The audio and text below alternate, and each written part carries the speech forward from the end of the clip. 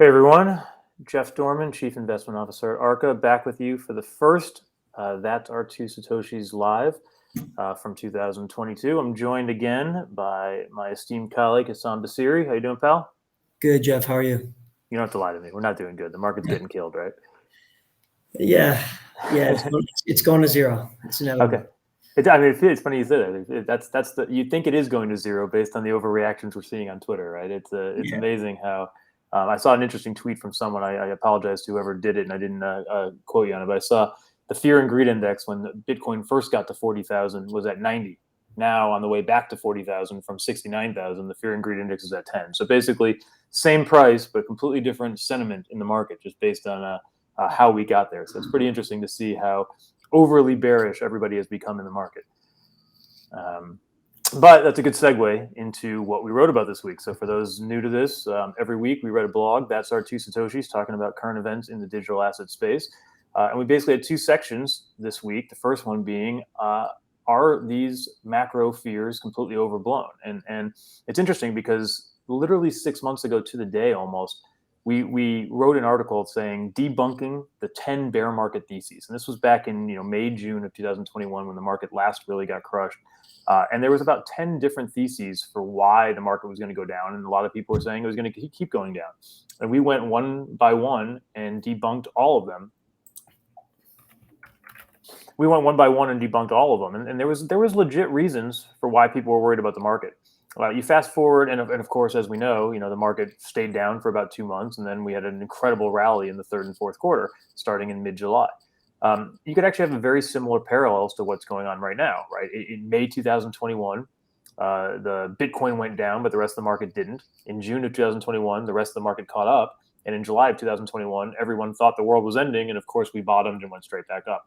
If you want to draw the same parallels to today, November of 2021, Bitcoin went down, but nothing else did. December of 2021, everything went down. And now here in middle of January 2022, everyone's calling for the sky is falling and the world is ending. It remains to be seen what happens. What I think, though, is interesting is that back in June and July of 2021, like I said, there was 10 or 12 distinct reasons why people were bearish. It was regulatory. It was China. It was issues with BlockFi and Celsius and some others. There was a lot of different things that you could look at to debunk.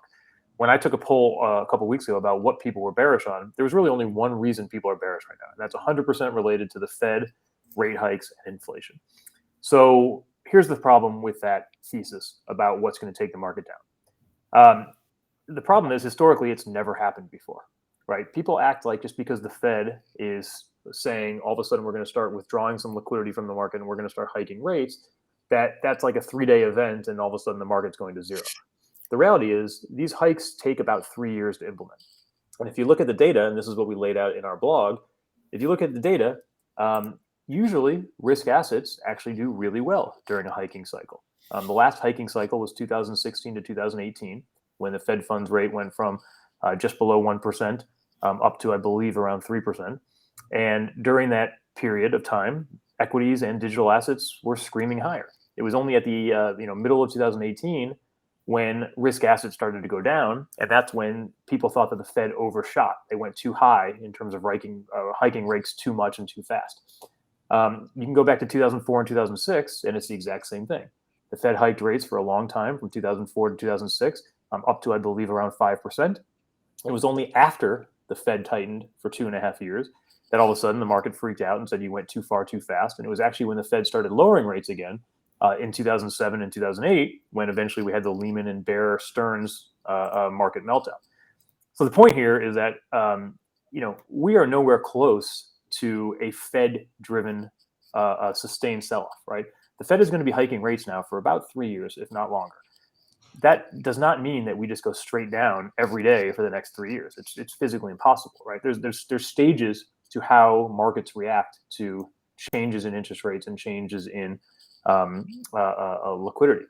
In fact, one of the charts we put in the write-up was, in courtesy of Deutsche Bank, typically yield curves will invert about 1 year after the first rate hike. So if you look at the 2s, 10s curve right now in treasuries, it's about 100 basis points between the 2-year and the 10-year. Typically that will invert, which means the 2-year and the 10-year will be at the same yield about 1 year from the first rate hike. So if you assume March is the first rate hike, 1 year from then is 2023 in March. And then on top of that, it usually takes about 18 to 24 months until you hit a recession, which means if you add that up, starting in March of 2022 with the first rate hike, we're about 3.25 years away from any real GDP declines based on the Fed cycle. So long story short, and again, I encourage people to look at the graphs here, but it is absolutely crazy. If your bear thesis is just macro, it is something that we've never seen before. There's never been a cycle where markets go down indefinitely because of the beginning of a rate hike. So the flip side is, if we're not going to go down for macro, why would we go back up? Well, again, I'd encourage everybody to look at things written by Electric Capital with their annual developer report, or the Block, who issued a 163 slide report talking about all the different areas of digital assets that have grown. So basically what you're saying, if you're shorting this market here, or if you're bearish on this market, you're saying that something that has never happened before, which is markets freaking out in the first phase of a Fed hiking cycle, is going to overpower the insane growth that we've seen in digital assets. My money is on continued investment and interest in the digital asset space based on the growth, and not people just completely freaking out about macro. So Hassan, that was long-winded. Tell me why I'm wrong, or tell me why I'm right. I can't really, and I think this is purely anecdotal, but I think my general rule of thumb is whenever crypto Twitter starts talking about macro, you just do the opposite and you counter trade them. And that's nothing against crypto Twitter. I spent all day on crypto Twitter. It's just like, it's easy to be an armchair economist, but in real time, it really does work differently, and it's a very fluid situation. So I'm not too worried. And there's some signs. I mean, you pointed it out this morning in our morning meeting, right? There's some signs that don't make a lot of sense here. Right? The fear and greed index being at the absolute lows around 10 usually would be joined by spikes in volatility, but we're actually seeing the opposite right now, right? We're seeing vol in Bitcoin and ETH markets, as well as really in the equity markets, right? The VIX has barely moved. You're seeing vol get crushed at the same time as you're seeing prices going down. Usually that doesn't happen. Usually vol goes up if prices are going down. So any insights into why we might be seeing that, why we're seeing sort of a muted response to vol, even though prices are going down, 30 to 50% over the last 30 days? Yeah, there's been a big these daily vault options or weekly vault options, these decentralized options protocols. Essentially, what happens is participants deposit like the underlying, whether that's OV or ETH or wrapped Bitcoin, whatever it may be, and they sell like a 10 or a 15 delta call expiring in a week to market makers.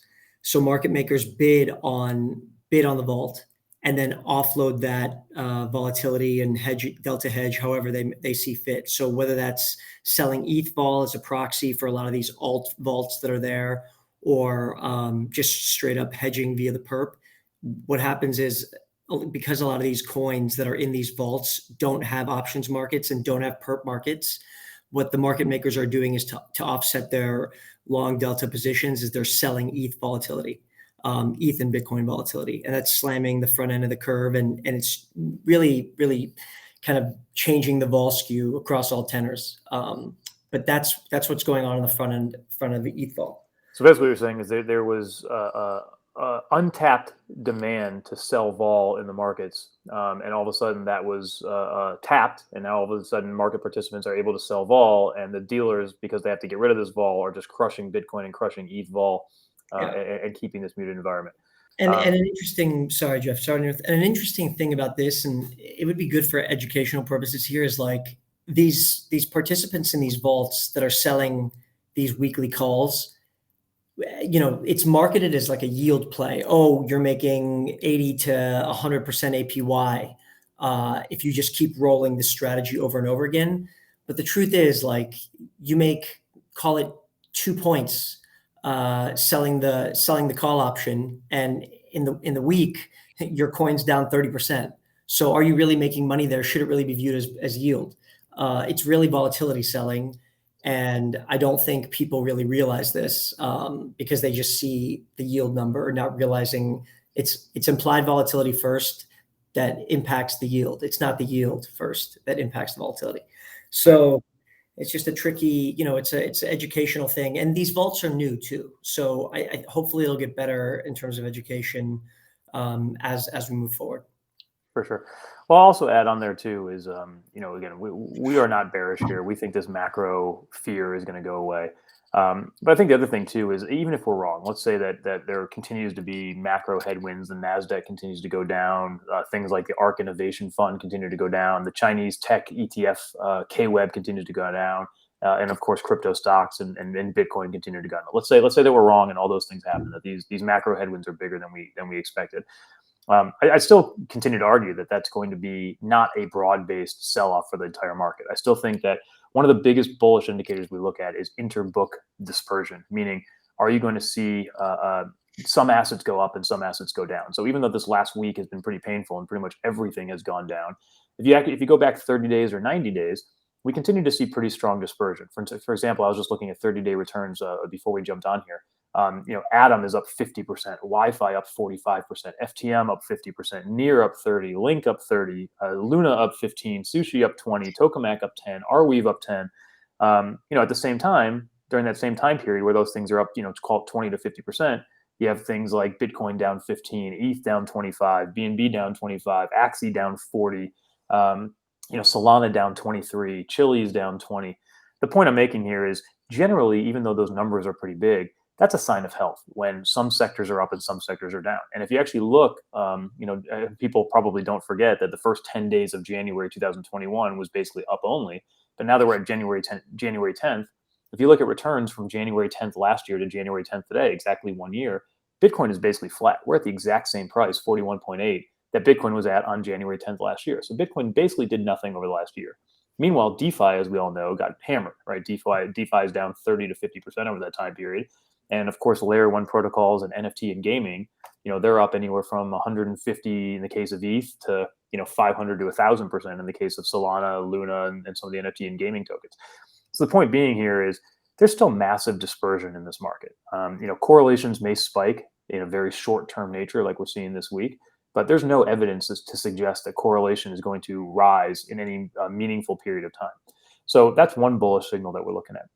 The other, if you just want to get anecdotal here, is you look at the crypto fear and greed index, which we mentioned. The last time that we had a reading of 10, which is where it was at this morning, was in July 21st of 2021, which marked exactly the bottom of the summer sell-off. Interestingly enough, on July 21st as well was when OpenSea announced their $1.5 billion valuation, the raise that they had at $1.5 billion.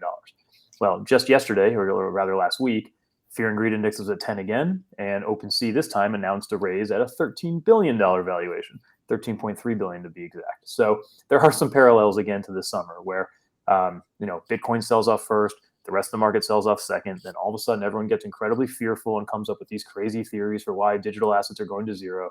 And the reality is we're probably much closer to the bottom than we are the top. So I'll leave that with our viewers there, that consider us not super phased by the macro. A sell-off was warranted. A knee-jerk reaction to the news was certainly warranted, but a long, sustainable sell-off based on a couple of Fed hikes next year, or rather this year, and some removed excess liquidity from the market, probably not going to be what we're talking about 2 months from now, 3 months from now, 6 months from now. So putting a flag in the sand here on January 10th, 2022, that we are much closer to the bottom here than we are anywhere near the top. All right, let's move on to something more interesting, Hassan. I wrote about Ronin, one of our favorite tokens here, and I wrote that one of the biggest problems in the market is that there is no underwriter. There's nobody who brings new tokens to market, right? For those not familiar, in the debt and equity world, typically when a new stock is brought to market, whether it's an IPO or a direct listing, or a new bond is brought to market, there's some sort of an underwritten process, right? There's a big broker-dealer or an investment bank or a third-party research firm that writes research and basically guides the market to what something is worth.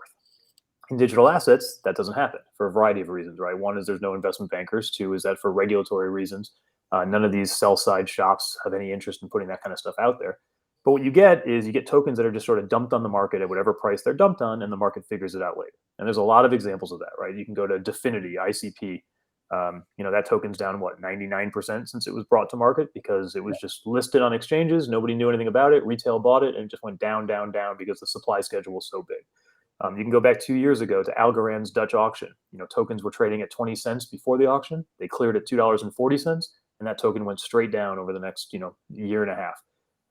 You could look to Uniswap's direct listing.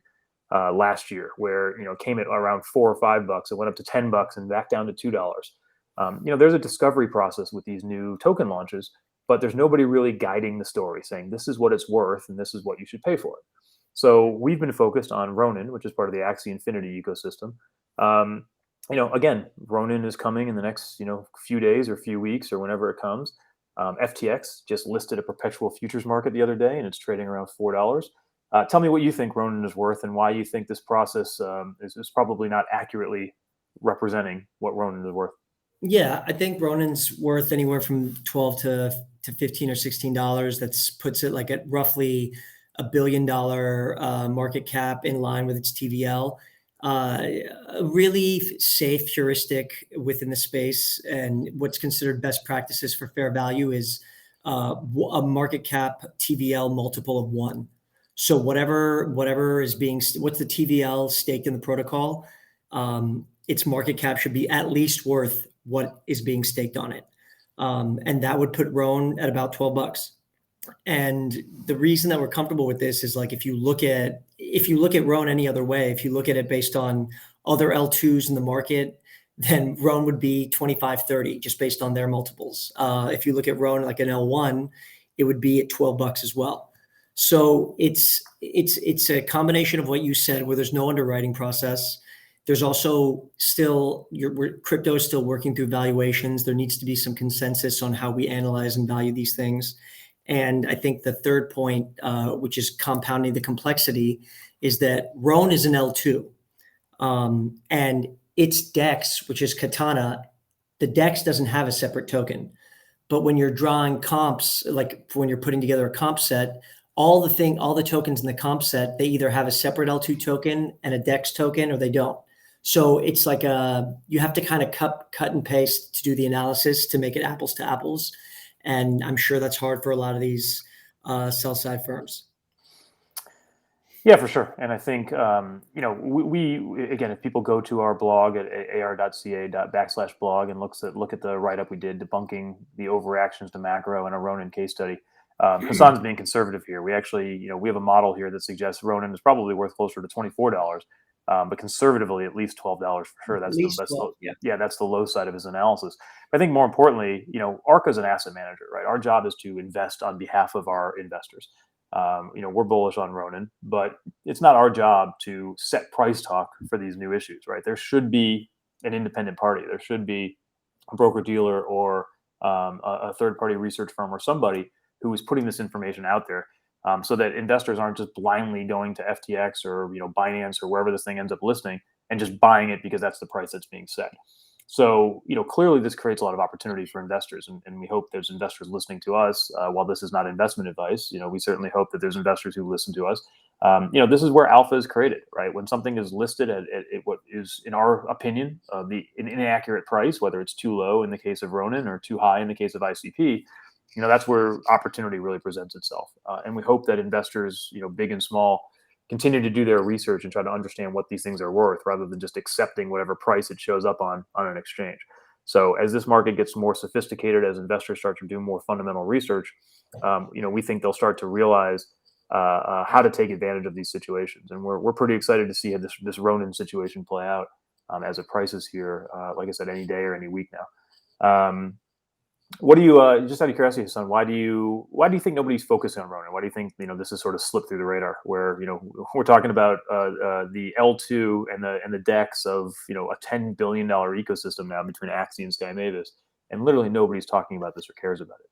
I think it's super great. It's super interesting question. Part of it is just the negative sentiment around the Axie ecosystem right now, right? A lot of stuff out about people leaving the guilds and the SLP price just continuously going down, and the team not taking any unilateral steps to quell the market's fears. That's a big part of it. Things trade on sentiment in this space, not fundamentals yet. And then the other part of it is just a portion of it is just when everything's getting clobbered, your bags are not unique. Ronin's going to go down with everything else. So I think a part of it is a specific micro to the Axie ecosystem. And then a part of it is just market sentiment right now on a macro level. Everything's going down. All these are going to go down too.